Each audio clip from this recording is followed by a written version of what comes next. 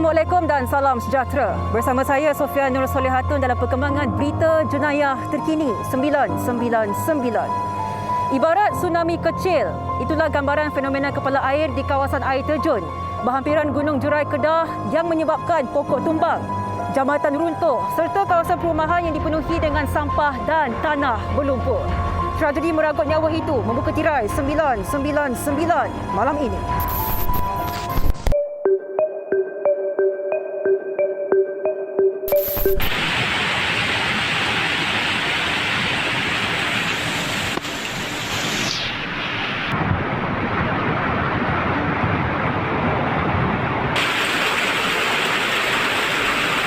Bunyi dentuman kuat mengejutkan seluruh penduduk Yan Kedah pada petang Rabu lalu. Disusuli pula dengan aliran deras air bersama kayu balak dan batu. Tragedi kepala air yang berlaku di Gunung Jerai itu mengakibatkan 7 mangsa dilaporkan hilang setelah dibawa arus deras. Kru 999 bersama pasukan bomba dan penyelamat negeri Kedah bergegas ke lokasi kejadian untuk memberikan bantuan. Ketika pencarian dilakukan, mangsa pertama, Ahmad Din, 64 tahun, ditemui meninggal dunia di Kampung Setul. Untuk makluman PGO, keadaan di lokasi, keadaan cuaca baik. Walau bagaimanapun, saya risau dalam keadaan dia punya pergerakan air di kawasan kejadian. Dan saya masih lagi menunggu unit untuk sampai untuk saya buat strategi yang selanjutnya.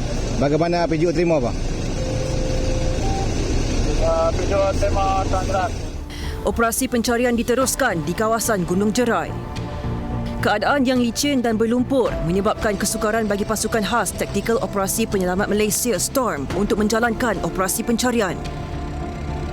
Setelah hampir 5 km perjalanan, sekumpulan lelaki ditemui dalam keadaan selamat. Mangsa memaklumkan kenderaan yang dipandunya tersangkut pada batu namun sempat keluar untuk menyelamatkan diri. Bajikan masing-masing dulu, no? Sebab kita risau. Sebab dengar kata ada orang hilang. Kita tak tahu dia kat mana.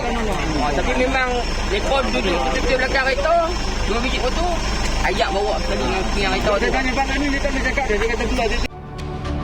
Menurut seorang daripada mangsa yang terselamat, Nohazel Othman, ketika itu motosikalnya berada di hadapan kereta. Namun secara tiba-tiba dia terdengar dentuman kuat dan sekelip mata. Air yang turun dari atas bukit membadai kereta dan motosikal yang berada di belakangnya. Nohazel bersama rakan lain sempat menyelamatkan pembonceng motosikal itu selepas ditemui tersangkut pada akar pokok. Namun penunggang motosikal hanyut di bawah air. Allahu Akbar. Tuhan saja yang tahu. Ayak turun ni lah laju lah. Memang laju. Abang cerita sikit macam mana ayak turun ketika? Kira kalau dia bunyi meletup. Peluk-peluk. Kira macam ayak duk kepok pokok. Kepok pokok tu turun batu sekali dengan ayak kan tanah semua turun sekali. Dia kali-kali belakang tu tengok-tengok. Dia bawa pergi terus lah. Penolong Pengarah Bahagian Operasi Kebombaan dan Penyelamat Jabatan Bomba dan Penyelamat Malaysia JBPM Kedah, Muhammadul Ihsan Muhammad Zain, kemudiannya membuat keputusan untuk membuka Pusat Kawalan Operasi Bomba PKOB di kilometer 7. Seramai 9 orang daripada pasukan STORM digerakkan untuk operasi mencari dan menyelamat SAR. Tidak lama selepas itu, mayat mangsa kedua, Syahruzi Muhammad, 53 tahun, ditemui di bawah timbunan ranting kayu dan batu di kilometer 8 Gunung Jerai. Operasi kita telah dijalankan selama lebih kurang 6 jam. Dan kita telah menjumpai mayat dalam keadaan yang diliputi oleh lumpur-lumpur dan juga kayu-kayu yang besar yang dipercayai adalah bernama Syahruzi bin Muhammad yang kita jangkakan telah hilang. Dan pada waktu kita jumpa tu dalam keadaan yang agak tak nampaklah pada awalnya. Pencarian mangsa hilang diteruskan di Titi Hayun. Dalam pencarian itu, seorang mangsa Abdullah Morad, 64 tahun, ditemui tersangkut pada ranting kayu dalam keadaan luka dan calar di bahagian tangan dan kaki. Tidak lama kemudian, mangsa keempat Zainul Murad, 66 tahun, ditemui meninggal dunia di kampung Titi Hayun kira-kira jam 12.30 tengah malam. Kita percaya dia dihanyutkan lah. Sebab dengan keadaan dan kedudukan Kita percaya mangsa hanya dia bukan daripada kampung sekitar. Operasi mencari dan menyelamat bersambung semula pada hari kedua dengan pelibatan pelbagai agensi lain. Mayat mangsa ditemui penduduk kampung di dalam sawah di kawasan Lembaga Kemajuan Wilayah Kedah, Sungai Udang, kira-kira jam 3.10 petang. Hari ketiga, kawasan pencarian diperluaskan dengan bantuan helikopter dan drone unit udara bomba. Timbalan Ketua Pengarah Operasi JBPM, Datuk Abdul Wahab Mat Yassin memaklumkan keadaan di lereng bukit mendapati pokok tumbang dan berlaku hakisan. Pemantauan tidak menemukan sebarang kawasan lapang mahupun terbuka yang menjadi petunjuk kepada aktiviti pembalakan di kawasan itu.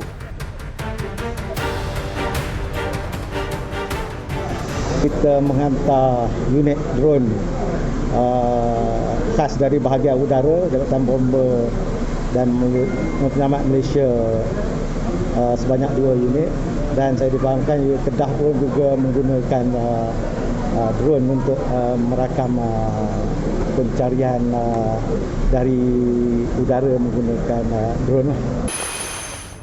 Hari keempat, bilangan anggota penyelamat ditambah kepada 430 orang dan unit anjing pengesan K9 digunakan bagi mengesan mangsa yang tertimbus di bawah longgokan kayu dan tanah selut.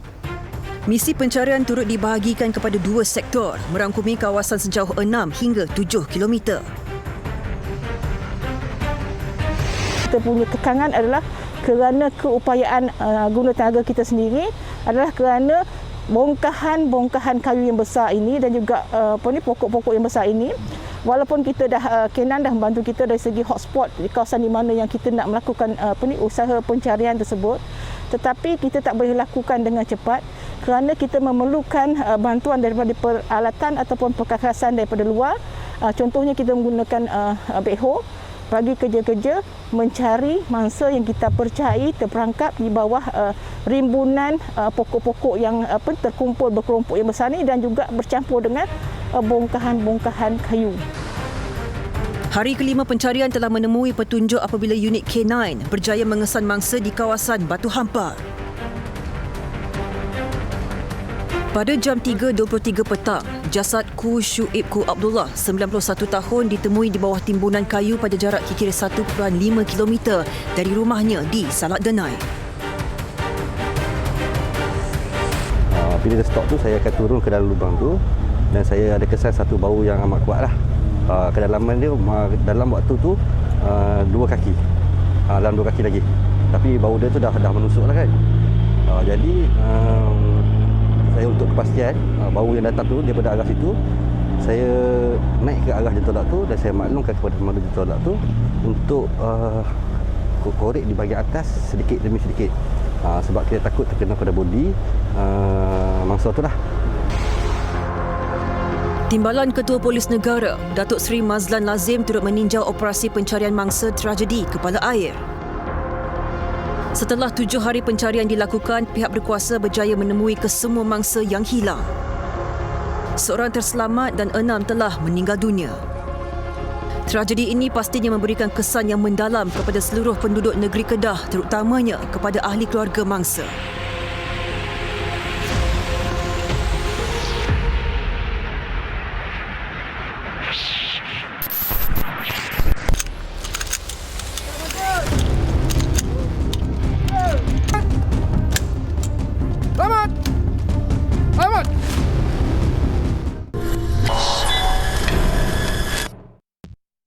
Setiap operasi khas di lautan, kepakaran mereka pastinya diperlukan. Star Team atau Pasukan Khas Maritim Malaysia menjadi tunjang utama ketika berdepan situasi sulit dalam membantras jenayah di laut. Ikuti laporan khas Benteng Samudra APMM disediakan wartawan Halim Din.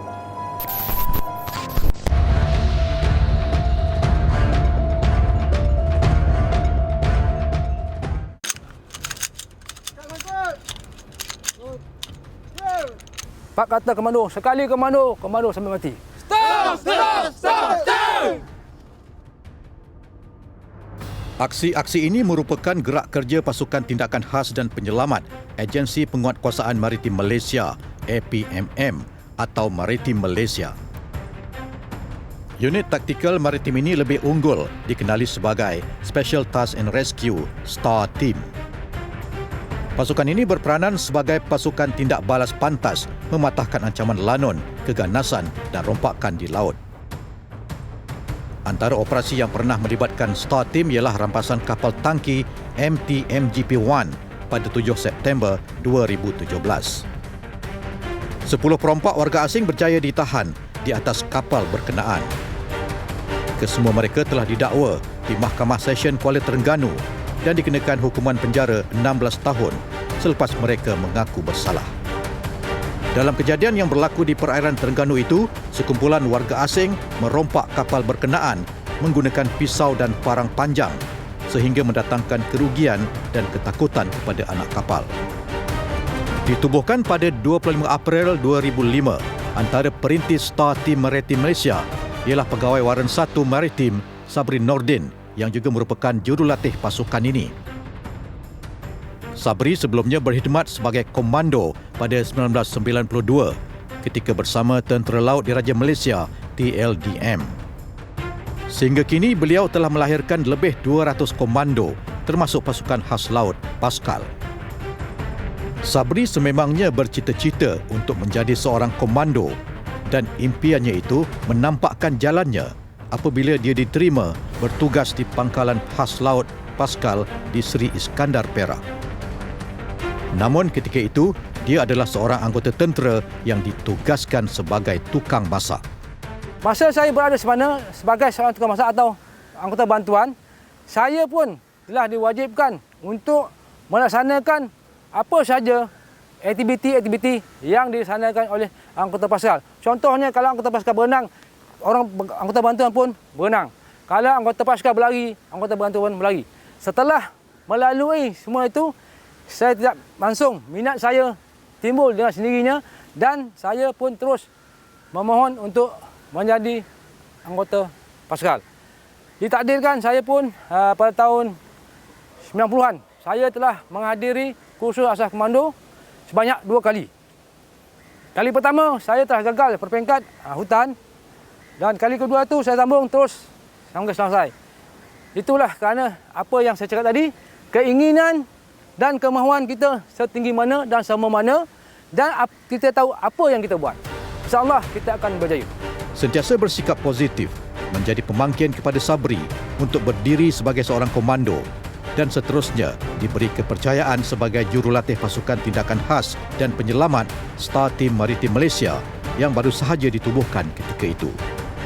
Pemandangan pasukan ini adalah sebuah pasukan baru yang pada mulanya dianggota oleh 2 orang saja, iaitu saya dan Laksamana Pertama Habib Anak Sunggum yang pada waktu itu berpangkat komander.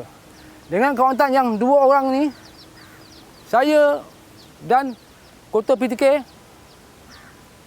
memikirkan bagaimana untuk mengoperasikan pasukan ini dengan sewajarnya. Dan pada tahap selama 2 tahun, saya dan komander pada waktu itu telah merancang bagaimana untuk membangun pasukan ini daripada tak ada kepada ada. Alhamdulillah selepas 4 tahun kami telah berjaya menghantar kumpulan pertama anggota, pegawai dan anggota untuk menjalani kursus asas komando di Pusat Latihan Paskau Bukit Jura Banting. Star Team berperanan untuk bertindak apabila keadaan berlaku pada tahap yang sukar ditangani oleh pasukan penguatkuasa maritim Malaysia yang berada di tempat kejadian. Op Jangkar Haram antara operasi yang pernah melibatkan Star Team di mana pasukan ini diperlukan bagi membantu pasukan di perairan yang menggunakan kapal peronda yang saiznya jauh lebih kecil daripada kapal yang disyaki melakukan aktiviti bersauh tanpa kebenaran. Sebaik menerima maklumat, Star Team akan bergerak ke lokasi kejadian menggunakan pesawat udara yang berlepas dari Pangkalan Udara Maritim Malaysia di Subang, Selangor. Pasukan akan mendarat ke atas kapal yang disyaki melalui teknik fast roping, iaitu turun menggunakan tali. Fast roping adalah salah satu teknik yang digunakan untuk menjayakan sesuatu operasi. Sekiranya operasi itu sukar untuk dilaksanakan melalui jalan biasa, iaitu darat, permukaan atau laut. Operasi fast roping ini adalah satu kaedah yang cepat untuk menawan ataupun mengamankan satu kawasan. Bagaimanapun, teknik ini merupakan pilihan terakhir bergantung kepada keperluan melakukannya.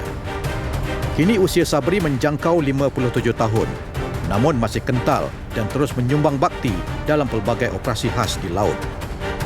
Dalam usia sebegini, Sabri masih meneruskan amalannya sejak 28 tahun lalu, iaitu berlari sejauh 10 km setiap hari bagi mengekalkan stamina dan fizikal sebagai seorang komando. Aktiviti saya bermula pada pukul 6.30 pagi. Saya akan ke pejabat dan seterusnya akan melaksanakan aktiviti berlari sejauh 10 km ataupun berenang selama 1 jam. Perkara ini saya lakukan adalah menjadi rutin harian saya. Sekiranya saya tak dapat melaksanakannya, saya merasakan ada kekurangan di dalam diri saya. Lagi satu, pesanan saya, hindarikanlah air batu. Alhamdulillah, saya masih kekal sihat lagi kerana saya tidak pernah ataupun air batu bukanlah pilihan saya untuk jadikan sebagai minuman. Selain itu, Sabri turut melakukan senaman dan latihan di gimnasium. Ketika ditanya, apakah kelayakan bagi mereka yang berminat untuk menjadi komando? Ini jawapan Sabri. Sepanjang saya melalui proses untuk menjadi pelatih itu, saya telah melalui berbagai halangan. Bermula daripada menjalani perasas, iaitu persediaan untuk menghadiri kursus asas komando. Di mana proses ini kita diberi masa selama 1 bulan membentuk kemampuan fizikal, fitness kita untuk menghadapi latihan asas komando. Selepas bulan pertama sekiranya lulus, barulah kita akan menghadiri kursus asas komando selama 3 bulan yang melalui berbagai peringkat, iaitu kamp, hutan, paya dan laut. Sepanjang setiap peringkat itu telah dibentuk berbagai halangan dan cabaran untuk menguji ketahanan minda dan fizikal anggota pelatih. Apa yang saya perhatikan sepanjang tempoh 3 bulan itu, tahap untuk menguji kekuatan ataupun mental fizikal anggota itu sentiasa berubah dan bertambah dari satu tahap ke satu tahap, bergantung kepada keadaan medan yang kita hadapi. Sekiranya sepanjang proses itu pelatih lulus setiap ujian yang diberikan, barulah diterima untuk kelayakan sebagai anggota komando. Biarpun Sabri merupakan seorang yang tegas dan mengutamakan disiplin, namun beliau adalah jurulatih komando yang disenangi anak buahnya.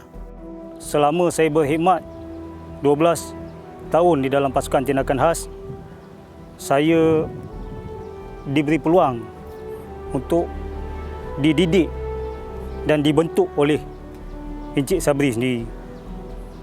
Di dalam tugas harian kami, terutamanya di dalam setiap latihan dan setiap operasi atau penugasan yang kami laksanakan, beliau selalu terlibat secara langsung dengan kami. Di dalam kerja, specifically di dalam latihan, beliau merupakan seorang instruktor ataupun seorang pendidik yang sangat tegas dalam menitik beratkan disiplin kerja kepada kami. Tapi dalam masa yang sama, dia juga mampu memahami setiap permasalahan anggota. Cik Sabri ni antara idola saya daripada dululah. Dia biasa menjadi penyelia asas komando saya. Daripada segi fizikal, mental, saya memang kagum dengan Cik Sabri. Sedangkan kadang-kadang saya rasa iri hati orang yang berumur 50 tahun lebih boleh berlari dengan berenang di depan orang yang lebih muda. Dia jadi pembakar semangat. Dia suka memberi dorongan, beri tunjuk ajar. Memiliki sikap integriti yang tinggi dan pribadi yang terpuji. Sebagai Komander Statim Maritim Malaysia, Komander Maritim Syuzefril Matnor melihat ciri-ciri ini ada pada Pegawai Waran 1 Maritim Sabri Nordin. Pegawai Waran 1 Maritim Sabri bin Nordin, saya telah mengenali beliau hampir lebih 12 tahun. So sepanjang perkhidmatan beliau, seperti kita sudah maklum,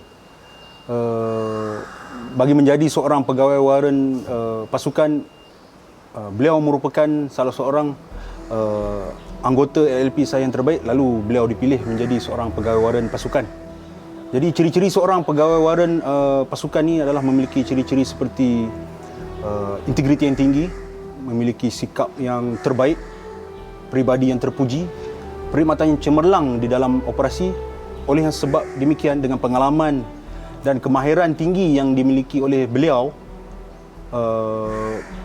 di dalam bidang operasi, lalu pasukan memilih beliau menjadi salah seorang pentadbir yang baik di dalam pasukan lah. Selamat! Selamat! Selamat! Lakukan apa yang perlu dan teruskan operasi dengan berjaya. Okey? Ya! Takbir! Allahu Akbar!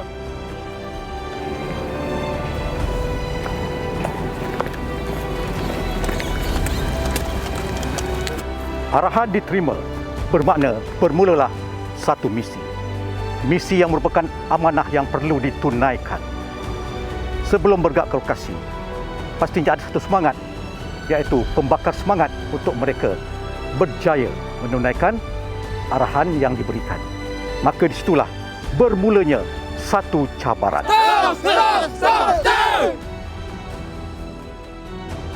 Halimdin 999.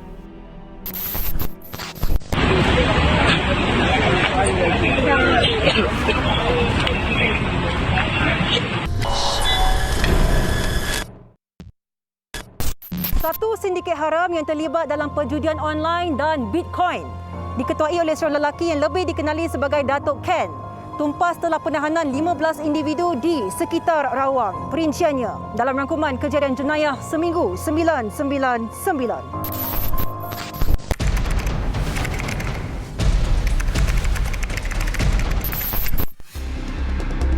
Menurut Ketua Polis Selangor, Dato' Arjunaidi Mohamad, pihaknya berjaya menyita 14 buah kenderaan mewah, 14 buah banglo, premis rumah kedai, wang tunai serta 71 akaun bank dengan anggaran keseluruhan RM33 juta. Siasatan lanjut mendapati sindiket ini menjalankan kegiatan haram seperti judi online dan Bitcoin sejak tahun 2014 dan turut mempunyai kaitan dengan 24 buah syarikat lain bagi tujuan pengubahan wang haram. Polis masih memburu dua lelaki dipercayai orang kanan Datuk Ken untuk membantu siasatan. Rumah inap desa di Batu Feringgi, Pulau Pinang diserbu sepasukan anggota polis dari Ibu Pejabat Polis Daerah Timur Laut kerana menjalankan aktiviti Pesta Dadah. Aktiviti terbongkar apabila pihak polis menjalankan pemantauan SOP di kawasan perumahan itu selepas menerima aduan daripada penduduk setempat. Hasil serbuan mendapati 42 orang termasuk 8 wanita sedang mengadakan pesta persendirian di banglo tersebut. Pemeriksaan berjaya menemukan dadah jenis ketamin seberat 1.40 gram dipercayai untuk kegunaan pengunjung. Hasil ujian saringan air kencing mendapati 4 orang termasuk seorang wanita positif dadah dan kesemua mereka turut dikompaun kerana melanggar SOP. Pengasas rumah bonda didakwa di Mahkamah Seksyen Kuala Lumpur atas tuduhan mengabaikan serta menyebabkan seorang remaja perempuan sindrom Down mengalami kecederaan fizikal dan emosi antara Februari hingga Jun lalu. Tertuduh yang berumur 29 tahun mengaku tidak bersalah di hadapan Hakim Izraliza Sanusi. Dia didakwa melakukan kesalahan terbabit di sebuah rumah di Seksyen 10 Wangsa Maju. Pendakwaan dibuat di bawah Seksyen 31(1)(a) Akta Kanak-Kanak 2001 yang membawa hukuman denda tidak melebihi RM50,000 atau penjara tidak melebihi 20 tahun atau kedua-duanya sekali. Pasukan keselamatan berjaya menembak mati 2 lelaki dipercayai ahli kumpulan Abu Sayyaf ASG dalam kejadian di Pulau Timbang, Sandakan jam 5 pagi Jumaat lalu. 2 lelaki terbabit ditembak selepas berlaku insiden berbalas tembakan dengan pasukan keselamatan dalam satu operasi khas bagi mengesan kumpulan berkenaan. Kejayaan pasukan keselamatan ini merupakan hasil daripada operasi khas yang dijalankan di Taman Seri Arjuna Beaufort 8 Mei lalu. Polis turut merampas senjata api yang digunakan kedua-dua suspek.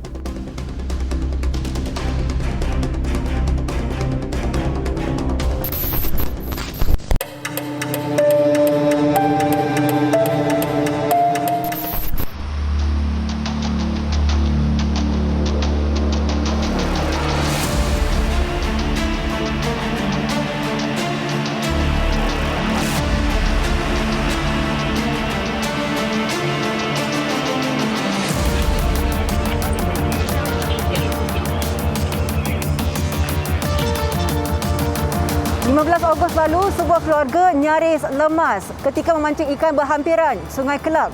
3 beranak itu dipercayai hanyut di bawah air sungai yang deras setelah paras air mula naik tanpa disedari.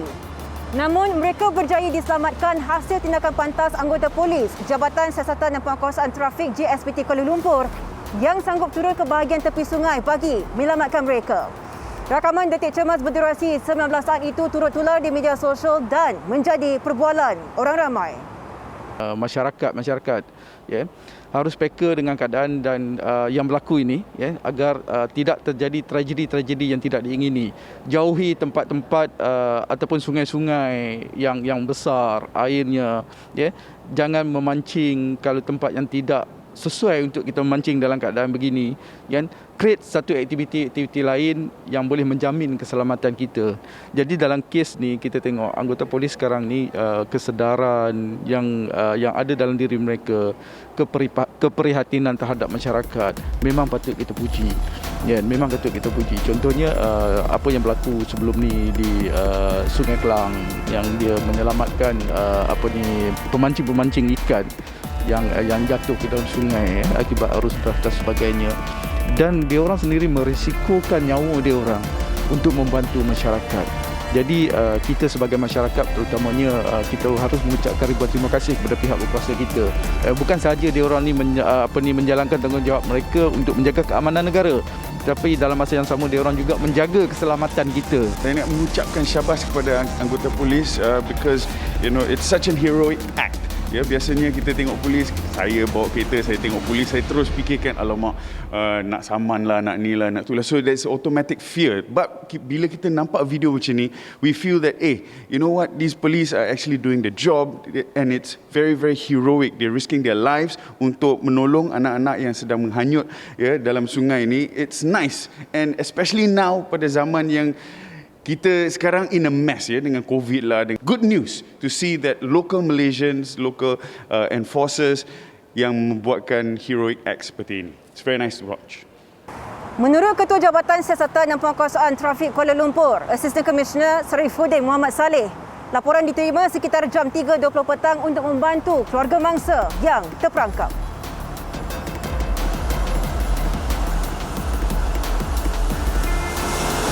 Orang awam melambai-lambaikan tangan dan mereka berdua ni terus berhenti dan ditunjukkan kepada 3 individu ni lah yang berada di bawah di tepi Sungai Kelang tu dalam keadaan yang cemas dan trauma.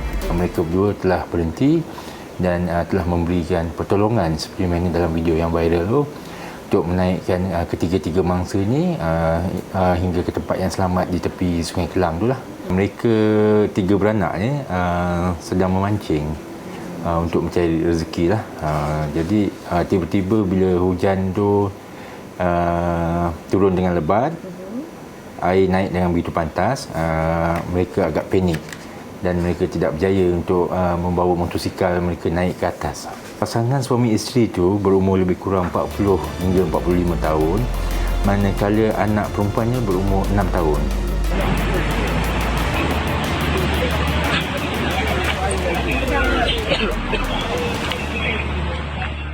Untuk anggota saya, itu adalah satu tindakan yang berani dan terpuji, yang sepatutnya memang perlu ada lah dalam mana-mana pegawai dan anggota polis, dan tindakan yang diambil itu agak luar biasa lah beranian dia. Kalau kita tengok video tu agak membahayakan juga untuk nyawa mereka. Saya menasihatkan kepada orang awam supaya tidak memancing di dalam keadaan hujan yang boleh kita katakan hari-hari. Aktiviti tersebut sebenarnya boleh mengundang bahaya lah. Kita takut air naik secara tiba-tiba dan tentunya akan boleh membahayakan nyawa kepada semua orang awam tersebut.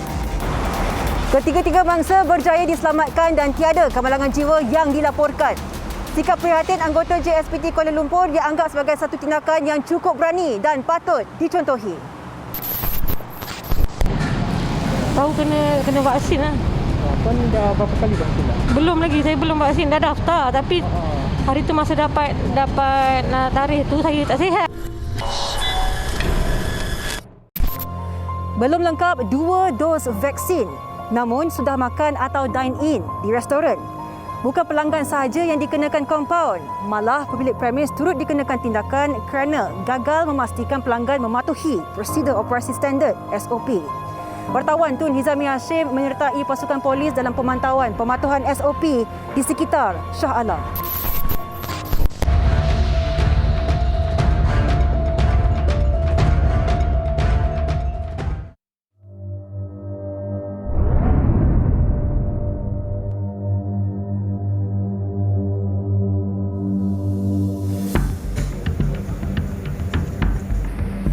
Bermula 20 Ogos lalu, individu yang menerima vaksinasi lengkap di negeri-negeri fasa 1 Pelan Pemulihan Negara dibenarkan untuk menikmati kemudahan tambahan sektor sosial dan ekonomi, termasuk makan atau dine-in di restoran.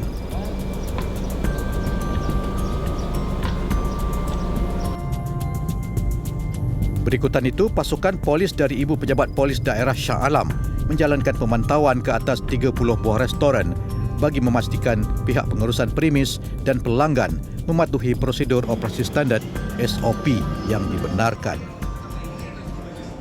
Rata-rata restoran di kawasan Seksyen 18 ini didapati tidak membenarkan pelanggan mereka untuk makan di restoran ataupun dine-in kerana pekerja mereka didapati masih lagi belum lengkap 2 dos vaksin dan mereka mengambil keputusan hanya membenarkan perkhidmatan bungkus bermandi makan di restoran mereka.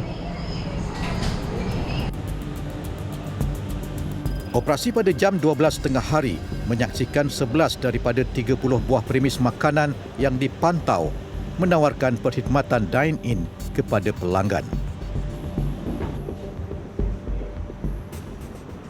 You tanya, adakah dia sudah vaksin? You check dia punya handphone. Kalau dia tak ada bawa handphone, minta dia punya sijil. Okey. Apa ada orang yang tak vaksin lagi makan sini?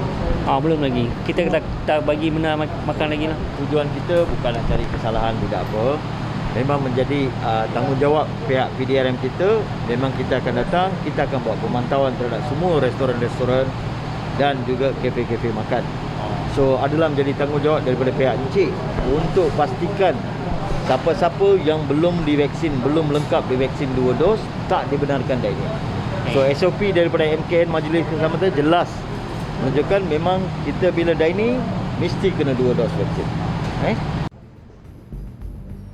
Selain pelanggan, para peniaga dan pekerja juga perlu lengkap vaksinasi sebelum menjalankan aktiviti dine-in.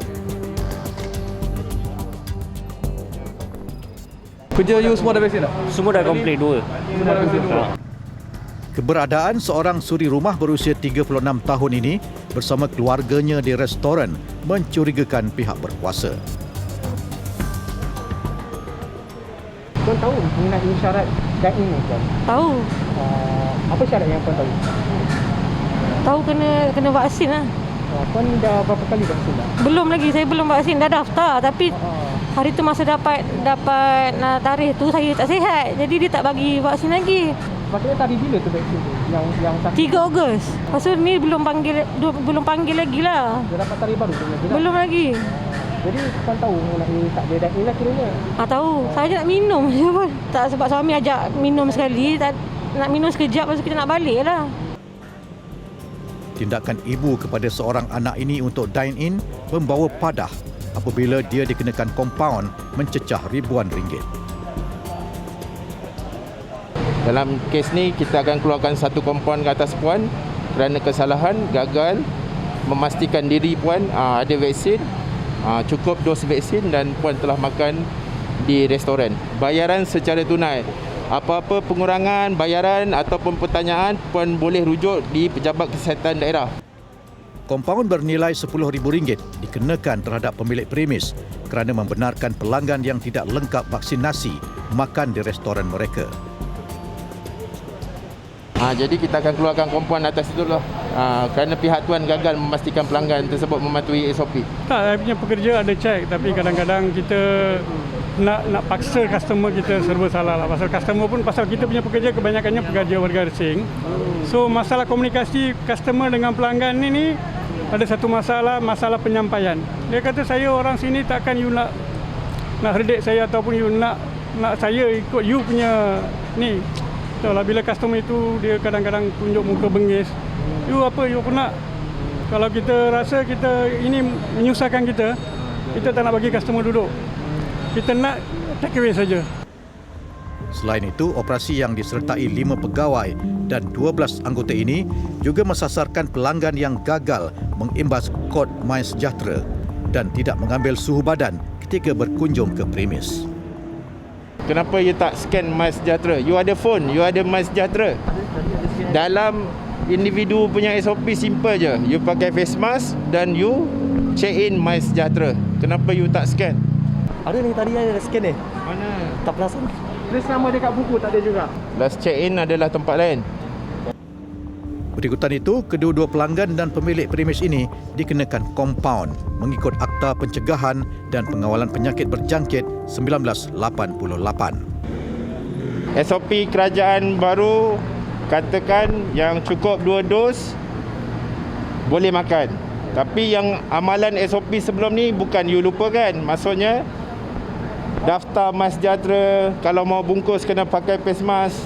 Maksudnya yang dah okey boleh makan. Yang still belum cukup vaksin, you kena pastikanlah dia patuh SOP. Cek MySejahtera. Tapi ada fail, you ada kegagalan. You gagal memastikan you punya pelanggan ikut SOP. Lalu dia orang dah tahu ni hari-hari dia datang sini. Dia hari-hari datang sini memang dia cek dulu. Memang dia pelanggan tetap. Memang dia cek lah, hari-hari cek. Tapi itu suhu pun rosak tadi kan? Menurut Timbalan Ketua Polis Daerah Shah Alam, Superintenden Ramsey Anak Embol, operasi yang turut dibantu pihak Kementerian Dalam Negeri telah mengeluarkan kompaun bernilai RM24,000. Syarat 2 dos vaksin ni janganlah kita mementingkan diri sendirilah. Kalau tak boleh nak dan in, you belum ada cukup 2 vaksin ni, that mean you just tapau atau bungkus bawa balik. Jangan kita disebabkan kita yang ego ataupun dengan sikap kita yang tidak bertanggungjawab, kita menyusahkan orang lain. Bila kerajaan telah mengumumkan perlu ada 2 vaksin ni, kita kena ikutlah. Pemilik premis harus memastikan bahawa sijil tu adalah yang original lah, yang betul-betul dikeluarkan, cek IC dan semua sekali. Itu amat perlu. Itu amat perlu. Kita pun takut juga bahawa benda-benda macam ni tidak mustahil boleh dibuat peniruan. Kita akan pantau daripada masa ke masa dan kita akan lebih memastikan bahawa pematuhan ini dijalankanlah, sebab kita melihat pada hari ke hari pun masih lagi kes yang tinggi. Jika pematuhan ini tak dijalankan ataupun tak diikuti, mungkinan kes ni akan meningkat balik. Jadi lepas ni kalau dah ada 2 dos pada pekerja ataupun masyarakat sendiri telah banyak dah vaksin yang 2 dos tu lebih daripada 14 days, mungkin dia akan lebih buka lebih besar. Dan kita akan buat pemantauan terus. Operasi tamat pada jam 6 petang. Laporan Tun Hizami Hashim 999.